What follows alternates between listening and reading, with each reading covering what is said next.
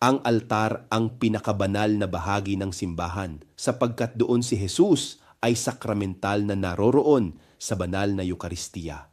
Ito ang hapag ng Panginoon na nagpapaalala sa huling hapunan at kasabay nito'y sumasagisag din sa Mount Calvary kung saan inialay ni Kristo ang kanyang sarili para sa ating katubusan. Sa IFI, ang altar ay parehong hapag ng pakikibahagi at dambana ng pag-aalay.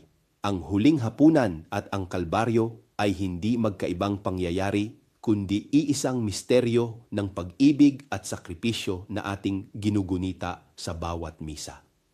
Kung may mga larawan ng mga santo bilang palamuti, dapat mag-ingat upang hindi ito maging sanhi ng paglihis ng isipan ng mga sumasamba mula sa persona ni Hesukristo na siyang tunay na sentro ng altar.